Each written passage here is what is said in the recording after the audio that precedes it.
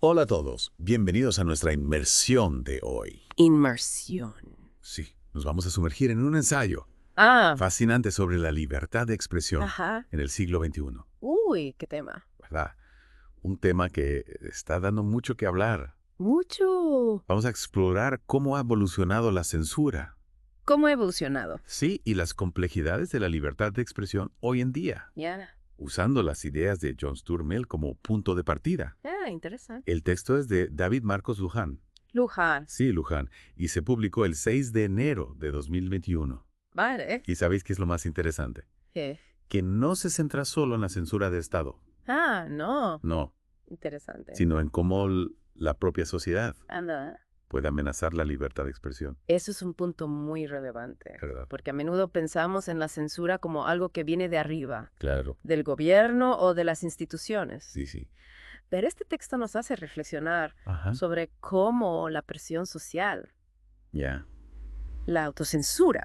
Y la búsqueda de la corrección política Sí, puede ser igual de limitante es verdad. para el debate público. Totalmente de acuerdo. Y para empezar a desentrañar este tema, A ver, Luján nos presenta dos tipos de libertad dos tipos. que a veces chocan entre sí. ¿Chocan?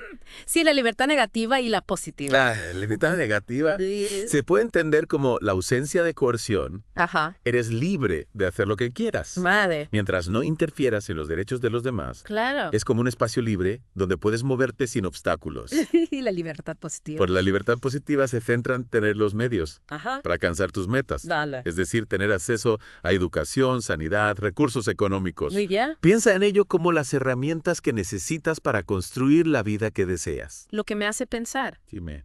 ¿no podría darse el caso de que la búsqueda de la libertad positiva de algunos estados Sí. limite la libertad negativa de otros? Por ejemplo, si para garantizar la libertad positiva de acceso a la educación, Ajá. se establecen unas normas muy rígidas ¿Ya? que limiten la libertad de cátedra de los profesores. Esa es una de las grandes tensiones Ajá. que explora el texto. Sí. Y nos lleva directamente a John Stuart Mill Ajá. y su preocupación por las amenazas a la libertad de expresión. Ya. Lo curioso, que no estaba preocupado por la censura del gobierno. No. Qué curioso. Sino por algo que él llamó la tiranía de la mayoría. A la tiranía de la mayoría. Sí, ¿Te refieres a esa presión social para conformarse a la opinión popular? exacto. Incluso si eso significa silenciar ideas diferentes.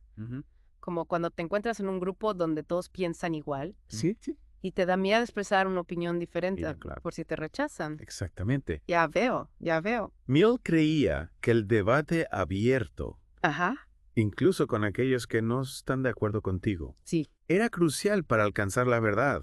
Y evitar convertirnos en sociedades de pensamiento único. Claro, claro. Sociedades de pensamiento único. En el texto, Luján utiliza la analogía de Romeo y Julieta Romeo y Julieta. para ilustrar esto. Ya. Dos familias enfrentadas que nunca se hablan Ajá, y por lo tanto nunca pueden resolver sus diferencias. claro. ¿Te imaginas lo diferente que habría sido la historia ¿Cómo? si hubieran podido dialogar abiertamente? Es una imagen muy potente. ¿Verdad? Y para reforzar la importancia del debate, Sí. Mill nos da 3 razones de peso Tienes razón. para entablar conversaciones, Ajá. incluso con aquellos que tienen puntos de vista opuestos. Cuéntame más sobre esas razones. Pues la primera es que la idea escandalosa del otro Sí. podría ser cierta. Podría Pues ser siempre debemos estar abiertos a la posibilidad de estar equivocados. humildad ante todo. Exacto. La segunda razón es que incluso si tienes razón en su mayor parte, Sí. debatir te ayuda a afilar tus argumentos Ah. y a ver los puntos ciegos. ¿Qué podrías tener? Ya, Es como un espejo que te muestra las imperfecciones de tu propio pensamiento, tiene mucho sentido. ¿verdad? Y la tercera razón. La tercera razón, y esta me parece especialmente interesante, Sí. es que las ideas opuestas a menudo contienen una pizca de verdad Ajá. que puede enriquecer tu propia comprensión. Ya veo. El debate no se trata solo de ganar o perder, Claro. sino de aprender y crecer a través del intercambio de ideas. Es un verdadero ejercicio mental, Sí, como un gimnasio para nuestras ideas. era exacto. Pero el panorama ha cambiado mucho desde la época de Mill, ¿verdad? Sin duda. ¿Verdad? Y el texto nos lleva a un cambio de escenario, A ver. la evolución de la censura. La evolución de la censura. Si bien históricamente la censura provenía principalmente del Estado, Ajá. Ahora vemos que se está volviendo más común Sí, dentro de la propia sociedad. dentro de la propia sociedad. Qué interesante. Sí, ¿Podrías darnos algunos ejemplos concretos de este cambio? claro. Luján menciona el caso de James Flynn, James Flynn, un académico a quien una editorial rechazó su libro su libro. sobre la libertad de expresión No me digas. por miedo a ofender a ciertos grupos, Es irónico, ¿no? ¿verdad? Un libro sobre la libertad de expresión censurado. Totalmente. Increíble. Y también habla del intento de boicot Ajá. a un partido político en España. En España. Sí. ¿Y por qué? Acusado de normalizar el fascismo, normalizar el fascismo. Casos que nos llevan a otro tema candente. ¿Cuál? La cultura de la cancelación. Uy, sí. ¿Y cómo puedes silenciar opiniones disidentes? Un tema que genera mucha polémica, Mucha. sobre todo en temas como la inmigración, el género y el cambio climático, Claro. donde la presión social para ajustarse a la opinión dominante puede ser muy fuerte, Totalmente. muy fuerte. Y aquí es donde Luján introduce la idea de la corrección política, Ajá. como una posible amenaza para la libertad de expresión. ¿No? Un tema espinoso que merece la pena analizar con detenimiento. Sin duda, creo que es un buen punto para hacer una pausa De acuerdo. y reflexionar sobre todo lo que hemos explorado hasta ahora. Buena idea. Volvemos en un momento con más ideas y ejemplos Volvemos. para desentrañar las complejidades Sí. de la libertad de expresión en el siglo XXI. Por el siglo XXI, bueno, pues retomando esa idea de la corrección política. ¿Sí? Luján plantea que si bien puede tener buenas intenciones, Sí. también puede llevar a consecuencias inesperadas. Es interesante esa dualidad, ¿no? Que algo que nace con la voluntad de proteger y evitar la discriminación Ah. puede acabar limitando la libertad de expresión. Exactamente. Para ilustrar este punto, Luján se basa en ejemplos concretos, Ajá. como el análisis de Camille Paglia sobre la corrección política en las universidades americanas. Ya. Paglia argumenta que en algunos casos la corrección política ha creado un ambiente Sí. en el que se desalienta el debate abierto Ya. y el pensamiento crítico, especialmente en temas sensibles como la identidad. Es como si por miedo a ofender o a ser malinterpretados, se acabase creando una especie de autocensura, Sí. donde solo se permiten ciertas ideas y perspectivas. Exacto. Y esto nos lleva a otro ejemplo que menciona Luján. El caso de un grupo de manifestantes que intentaron boicotear un acto de un partido político en España, En España. acusándolo de normalizar el fascismo. ¿Y qué sucedió? Pues el debate se centró en si este tipo de acciones, aunque motivadas por la lucha contra ideologías peligrosas, Sí. no acaban coartando la libertad de expresión de aquellos que, Ya. aunque no compartan esas ideas, sí que defienden el derecho a expresarlas. Es un tema complejo sin duda. ¿Dónde está la línea entre la libertad de expresión y la protección contra el discurso de odio? ¿Cómo se puede garantizar un debate público libre y abierto, Es difícil. sin que se convierta en una plataforma para la propagación de ideas peligrosas? Son preguntas difíciles de responder, Luján, basándose en las ideas de Murray Rothbard. Propone que el límite debería estar en la amenaza directa Sí. y creíble a la persona o la propiedad de alguien. Es decir, que se debería permitir la expresión de ideas, incluso si son ofensivas o controvertidas, Sí, siempre y cuando no inciten a la violencia o al daño a terceros. exactamente. Y aquí es donde Luján nos presenta una perspectiva sorprendente. Sorprendente. A la defensa de la difamación. Y la defensa de la difamación, esa sí que no me la esperaba.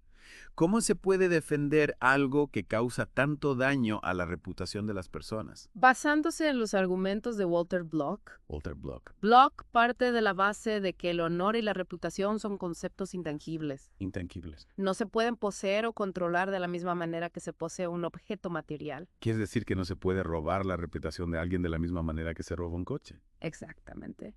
Y según Block, criminalizar la difamación le da al Estado un poder excesivo para castigar a las personas por meras palabras, Ya veo. lo que puede llevar a la censura. y a la supresión de debate.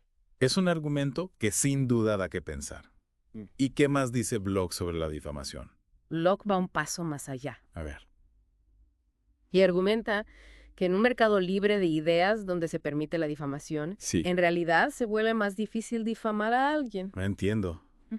¿Cómo es posible que permitir la difamación la haga más difícil? Porque en un ambiente donde se permite la crítica y la controversia, Ah, las personas se vuelven más críticas con la información que reciben. ya. Exigen pruebas, contrastan fuentes. Claro. Y no se creen todo lo que oyen. Es decir, que la libertad de expresión, incluso cuando incluye la posibilidad de la difamación, Sí.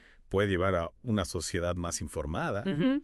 y crítica con la información. Esa es la idea central de Bloch y Luján al exponer este argumento. Nos invita a cuestionar nuestras propias ideas preconcebidas sobre la libertad de expresión Ya. y sus límites. Es fascinante cómo Luján nos lleva a través de estas ideas a veces contradictorias para que podamos reflexionar sobre un tema tan complejo y crucial como la libertad de expresión. Sin duda. Y creo que este análisis nos ayuda a entender que no existen respuestas fáciles Claro. ni soluciones perfectas. La libertad de expresión, como cualquier otro derecho, Sí. requiere un equilibrio constante entre diferentes valores e intereses. La verdad es que Sí.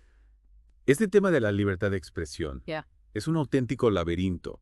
Sí. Cuantas más ideas exploramos, Ujú. más preguntas surgen. Es cierto, Luján nos ha presentado un panorama complejo, con diferentes perspectivas y argumentos que a veces parecen contradictorios. Y de todos los temas que hemos abordado, creo que la defensa de la difamación es uno de los que más me ha hecho reflexionar. Ah, sí.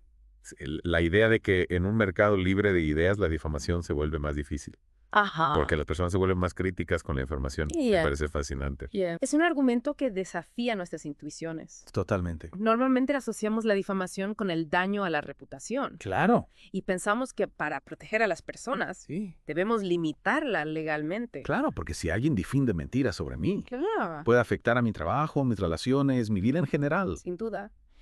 Pero lo que Bloch plantea Sí. es que al criminalizar la difamación, Ajá. le damos al Estado un poder enorme Ya. para decidir qué se puede decir y qué no. Claro. Y esto puede ser peligroso porque abre la puerta a la censura y al silenciamiento de voces disidentes. Entiendo. Es como si al intentar protegernos de la difamación acabásemos creando un sistema Sí, donde el Estado tiene el poder de controlar el debate público. exactamente. Y Bloch argumenta que en un ambiente de libertad de expresión donde se permite la crítica y la controversia, Sí. las personas aprenden a ser más críticas con la información. Ya. Desarrollan herramientas para discernir entre la verdad y la mentira y no se dejan llevar por la primera información que reciben. Es decir, que la libertad de expresión, incluso cuando incluye la posibilidad de la difamación, puede contribuir a una sociedad más informada y responsable. Esa es la idea central de Bloch y Luján al incluir este argumento en su ensayo. Sí. Nos invita a considerar si realmente queremos un sistema donde el Estado tenga la última palabra sobre lo que se puede decir y lo que no.